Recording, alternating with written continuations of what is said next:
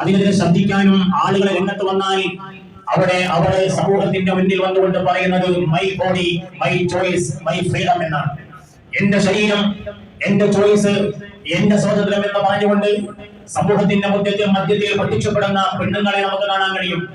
അതിലൊട്ടും കുറവില്ലാതെ ആണുങ്ങളായ നമ്മളെ പോലെയുള്ള ആളുകളെയും നമുക്ക് കാണാൻ കഴിയും.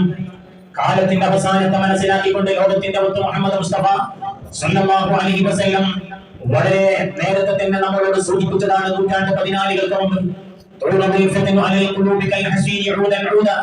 മനുഷ്യന്റെ ഹൃദയങ്ങളിലേക്ക് അവരറിയാത്ത പോലത്തെ ഫിത്നകൾ വന്നുകൊണ്ടിരിക്കുമെന്ന് മഹാനായ റസൂലുള്ളാഹി സ്വല്ലല്ലാഹു അലൈഹി വസല്ലം കാലേ കൂടി സമൂഹത്തോട് ഉത്ബോധിപ്പിച്ച വസ്തുതയാണ്.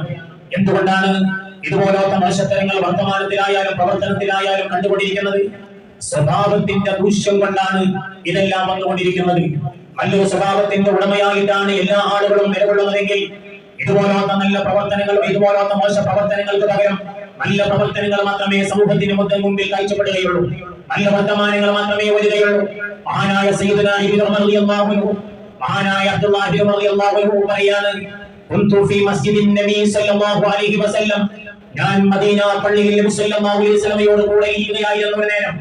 ആ സമയത്ത് ഫഖാമ ഫതം മിനൽ അൻസാർ, അൻസാരികളിൽപ്പെട്ട ഒരു യുവാവ് എണീറ്റുകൊണ്ട് നബിയോട് ചോദിക്കുകയാണ്, യാ റസൂലല്ലാഹ്, അല്ലാഹുവിന്റെ റസൂലേ, അയ്യുൽ മുഅ്മിനീന അഫ്ളു, ഏറ്റവും മുഅ്മിനീങ്ങളിൽ ഏറ്റവും നല്ല ആൾ ആരാണ് നബിയെ എന്ന് ചോദിച്ചപ്പോൾ അല്ലാഹുവിന്റെ ഹബീബ് സല്ലല്ലാഹു അലൈഹി വസല്ലം അവിടുന്ന് കൊടുത്ത മറുപടി, അഹ്സനുഹും ഖുലുഖാ, നിങ്ങളിൽ ഏറ്റവും നല്ല സ്വഭാവത്തിന്റെ ആൾ ആരാണോ അവനാണ് വിശ്വാസികളിൽ ഏറ്റവും നല്ല ആൾ എന്ന് അല്ലാഹുവിന്റെ ഹബീബ് മുഹമ്മദ് റസൂലുള്ളാഹി സ്വല്ലല്ലാഹു അലൈഹി വസല്ലം മറുപടി പറഞ്ഞു.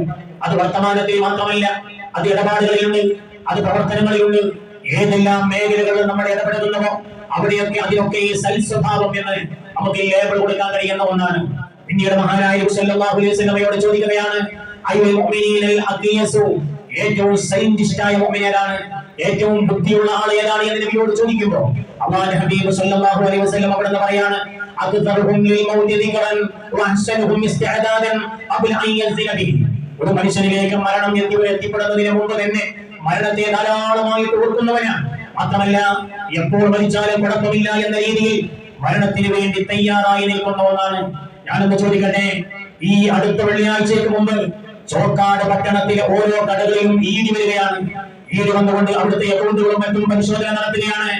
അങ്ങനെ ഒരു നിയമം വന്നാൽ കച്ചവടക്കാരായിരിക്കും നമ്മൾ എന്ത് ചെയ്യും? എല്ലാ കണക്കുകളും റെഡിയായി, എത്ര സ്റ്റോക്ക് ഉണ്ടോ അത് വ്യക്തമായി രേഖപ്പെടുത്തി, എത്ര വിറ്റഴിച്ചു എന്നതൊക്കെ രേഖപ്പെടുത്തി വളരെ റെഡിയായിട്ട് അതിനെ പ്രതിരോധിക്കാൻ അല്ലെങ്കിൽ തോറ്റു കൊടുക്കാതിരിക്കാൻ വേണ്ടി തയ്യാറാവാൻ അത് നമ്മുടെ ഒരു സ്വഭാവത്തിൽപ്പെട്ടതാണ്. അത് നമ്മുടെ കുടുംബത്തിൽ വരുന്നുണ്ടെങ്കിൽ കുടുംബത്തിന്റെ കാര്യങ്ങളെല്ലാം നമ്മൾ സെറ്റപ്പ് ആക്കി വെക്കും. അതുപോലെ മരണം എന്നുള്ളത് വരും എന്നോടൊപ്പാണ്. പക്ഷേ അതിനുവേണ്ടി നമ്മൾ തയ്യാറാവുന്നില്ല. നമ്മുടെ സംസ്കാരം നമ്മൾ മാറ്റുന്നില്ല. നമ്മുടെ സ്വഭാവങ്ങൾ നമ്മൾ സംസ്കരിച്ച് നല്ല ശുദ്ധമായ ഒരു തെളിഞ്ഞ വെള്ളം പോലെയാക്കി നമ്മൾ മാറ്റുന്നില്ല.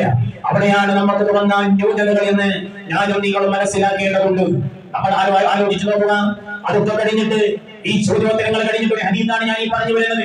മഹാനായ റസൂലുള്ളാഹി സ്വല്ലല്ലാഹു അലൈഹി വസല്ലം പിന്നെ നബിയുടെ മുന്നിൽ നബിയുടെ ആദരങ്ങൾ അനുധാവനം ചെയ്യുന്ന നക്ഷത്രതുല്യരായ സഹാബാക്കൾ നബി സല്ലല്ലാഹു അലൈഹി വസല്ലം എന്ത് പറയുന്നു എന്ന് സാബൂതം വീക്ഷിച്ചുകൊണ്ടിരിക്കുമ്പോൾ നബി സല്ലല്ലാഹു അലൈഹി വസല്ലം എഴുന്നേറ്റുകൊണ്ട് പറയാണ്, അയ്യുഹൽ മുഅ്മിൻ, മഹാനായ റസൂലുള്ളാഹി സ്വല്ലല്ലാഹു അലൈഹി വസല്ലം പറയാണ്, യാ മഅശറൽ മുഹാജിരീൻ, മുഹാജിരീങ്ങളായ സ്വഹാബി വൃന്ദമേ. അവിടെ മുഹാജിറുകൾ മാത്രമേ ചിലപ്പോൾ ഉണ്ടായിട്ടുണ്ടാവുള്ളൂ, അതുകൊണ്ട് അങ്ങനെ വിളിക്കുകയാണ്. അല്ലെങ്കിൽ നബിയുടെ അനുചരന്മാരെ ഇങ്ങനെ പ്രയോഗിച്ചു എന്ന് നമ്മൾ മനസ്സിലാക്കുക. എന്നിട്ട് നബി പറയുന്നു, ലം തുഹിൽ ഫാഹിശതു ഫീ ഖൗമിൻ ഖത്തു ഹത്താ യുഅലിനൂ ബിഹാ, ഒരു സമൂഹത്തിൽ ഒരു മോശത്തരം വരില്ല. ഏതുപോലെ ഒരു മോശത്തരം സമൂഹത്തിൽ വന്നാൽ അത് സമൂഹ മധ്യത്തിൽ ഉളുപ്പില്ലാതെ പറയുന്ന ഒരു സമയം വരെ. മൈലാഞ്ചിയുടെ ചർച്ച കേട്ടില്ലേ നമ്മൾ? മനുഷ്യന്മാരെ പറയാനും കാണാനും വരെ കുറവ് വരുന്ന ഒരു അവയവത്തെ എടുത്തുകൊണ്ട് മൈലാഞ്ചിയുടെ പേര് പറഞ്ഞ് സമൂഹത്തിന് ഉൾപ്പില്ലാത്ത ആളുകൾ രംഗത്ത് വരുമ്പോ ഞാനും നിങ്ങളും മനസ്സിലാക്കേണ്ടത് മുത്തുനബി സല്ലല്ലാഹു അലൈഹി വസല്ലമയുടെ കറയില്ലാത്ത വാക്കുകളാണ് ലോകത്ത് പുലർന്നുകൊണ്ടിരിക്കുന്നത് എന്നാണ്. പിന്നെ പറയുന്നു, ഇല്ലാ ഫശാഫീഹി ബിത്താഊൻ വൽ ഔജാഉ അല്ലതി ലം തകുൻ മലത് ഫീ ഇസ്ലാഫിഹിം, അങ്ങനെ ഒരു സമൂഹത്തിൽ ദോഷങ്ങൾ വ്യാപിക്കുകയും അതൊരു ഉറപ്പില്ലാത്ത സമൂഹത്തോട് അവരിങ്ങനെ ഒരു മടിയില്ലാതെ പറയുകയും ചെയ്യുമ്പോൾ പകർച്ചവ്യാധികൾ വ്യാപിക്കുകയും മുൻഗാമികളിൽ മുൻഗാമികളായ ആളുകളിൽ ഒന്നും കേൾവിയില്ലാത്ത രോഗങ്ങളും വേദനകളും പ്രത്യക്ഷപ്പെടുകയും ചെയ്യുമെന്ന് അല്ലാഹുവിന്റെ ഹബീബ് മുഹമ്മദ് റസൂലുള്ളാഹി സ്വല്ലല്ലാഹു അലൈഹി വസല്ലം പറയാണ്. ഇബ്നു മാജാ റഹിമഹുല്ലാഹ് റിപ്പോർട്ട് ചെയ്ത ഹദീസാണ് നമ്മൾ ഇപ്പോൾ പറഞ്ഞത്. അതുകൊണ്ട് എന്റെ പ്രിയപ്പെട്ടവരെ, സംസ്കാരം നന്നാകണം. അതിൽപ്പെട്ട ഒന്നാണ് നമ്മളെക്കാളും പ്രായമുള്ള ആളുകളെ നമ്മൾ ചവിട്ടിയെടുക്കാൻ വേണ്ടി ശ്രമങ്ങൾ നടത്തിക്കൊണ്ടിരിക്കുന്നത്. പ്രായമുള്ള ആളുകളെ നമുക്ക് എന്തെങ്കിലും ഉപദേശങ്ങൾ തന്നാൽ അത് തന്തവൈബാണ് എന്ന് പറഞ്ഞുകൊണ്ട് നമ്മൾ അതിനെ അവോയ്ഡ് ചെയ്യാറുണ്ട്, നമ്മൾ അതിനെ പരിഗണിക്കാൻ വിടാറുണ്ട്.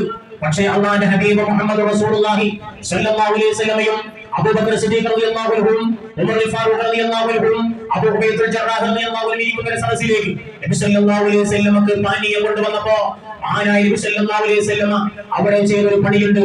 മഹാനായ അബൂബക്കർ സിദ്ദീഖ് റളിയല്ലാഹു അൻഹുവിനോ ഉമർ റളിയല്ലാഹു അൻഹു നൽകാനെ അബൂ ഉബൈദുൽ ജറാഹ് റളിയല്ലാഹു അൻഹു പാത്രം കൊടുത്തിട്ട് പറഞ്ഞു, ഈശ്വര നിങ്ങൾ കുടിക്കുക, നബിയെ എന്നേക്കാളും മഹത്വം നിങ്ങൾക്കല്ലേ, അതുകൊണ്ട് നിങ്ങൾ കുടിക്കുക എന്ന് നബി സല്ലല്ലാഹു അലൈഹി വസല്ലമയോട് നബിയേക്കാളും 13 വയസ്സ് കുറഞ്ഞ പ്രായമുള്ള അബൂ ഉബൈദുൽ ജറാഹ് റളിയല്ലാഹു അൻഹു അവിടുന്ന് പറയുകയാണ്.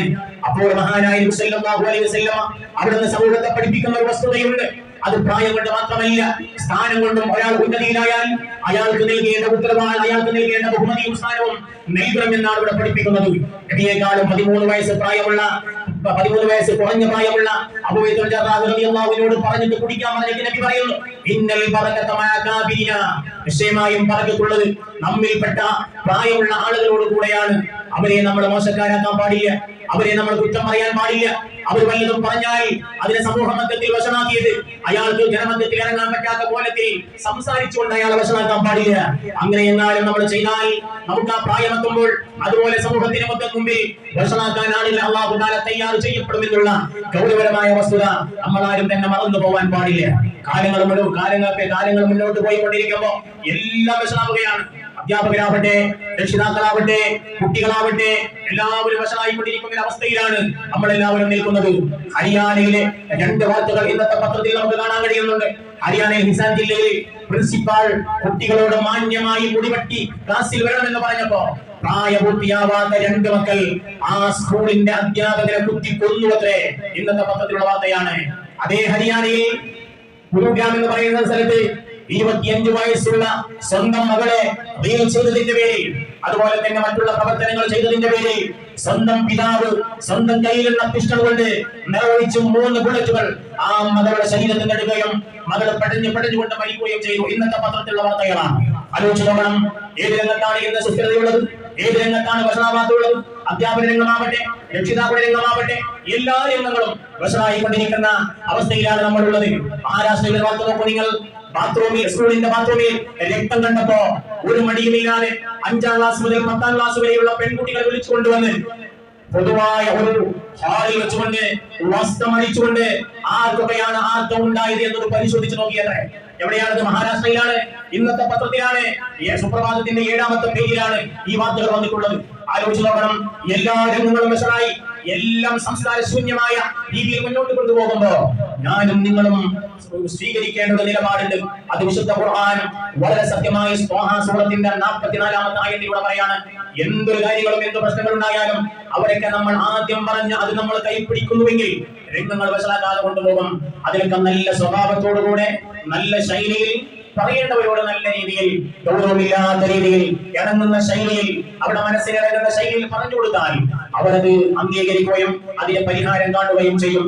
ധീരനായ, കിങ്കരനായ, ധിക്കാരിയായ, ചതിയനായ ഫിർഔനിനോട് സംസാരിക്കാൻ വേണ്ടി മൂസാ നബി അലൈഹിസ്സലാം സഹോദരനും പോകുമ്പോ മൂസാ നബി അലൈഹിസ്സലാം അന്ന് ചെറിയ കുട്ടിയായ സമയത്ത് ഈ കനലിൽ കൈയിടുകയും എല്ലാം നാവിൽ വെക്കുകയും ചെയ്തതിന്റെ കാരണത്താൽ മൂസാ നബി അലൈഹിസ്സലാമിന് ചെറിയൊരു കൊഞ്ഞയുണ്ടായിരുന്നു. അതുകൊണ്ട് വർത്തമാനം പറയുമ്പോൾ വേണ്ടതുപോലെ പറയാൻ കഴിയാത്തതിന്റെ പേരിൽ സഹോദരനെ കൂട്ടിക്കൊണ്ടുപോവുകയാണ് പ്രബോധനത്തിന് വേണ്ടി. അല്ലാഹു തആല പറയുന്നു, ഇദ്ഹബാ ഇലാ ഫിർഔന, ഫിർഔനിലേക്ക് നിങ്ങൾ 2 പേരും പോവുക. ഇന്നഹു തആ, അവൻ ധിക്കാരിയാണ്, അവൻ അക്രമിയാണ്, അതൊക്കെ ശരിയാണ്. അവരിലേക്ക് നിങ്ങൾ പോവുക. ഫഖൂലാ ലഹു ഖൗലൻ ലയ്യിന, അവനോട് നിങ്ങൾ മാന്യമായ രീതിയിൽ, നല്ല രീതിയിൽ ചൂടാവാതെ കാര്യങ്ങൾ പറഞ്ഞു കൊടുക്കുക. ലഅല്ലഹു യതദക്കറു ഔ യഖ്ശാ, ഒന്നിരിക്കൽ അവൻ ഉപദേശം ചെവിക്കൊള്ളും, അല്ലെങ്കിൽ അവനെ പേടിക്കുകയും ചെയ്യും. അതുകൊണ്ട് അങ്ങനെ ഒരു ഫലമുണ്ട്. നല്ല സ്വഭാവത്തിന്റെ വാർത്താക്കളായാൽ നമ്മുടെ പ്രബോധനത്തിനായാലും കുടുംബജീവിതത്തിനായാലും ഏത് മേഖലയിലായാലും നല്ല സ്വഭാവത്തിന്റെ ഉടമകളായി നമ്മൾ നിൽക്കുകയും നല്ല മാന്യതയും സംസ്കാരവും ജീവിതത്തിൽ കൊണ്ടുവരികയും ചെയ്യുക. അല്ലാഹു സുബ്ഹാനഹു വ തആല അതിന് നമുക്ക് തൗഫീഖ് നൽകി അനുഗ്രഹിക്കട്ടെ എന്ന് നമുക്ക് ആത്മാർത്ഥമായി ദുആ ചെയ്യാം.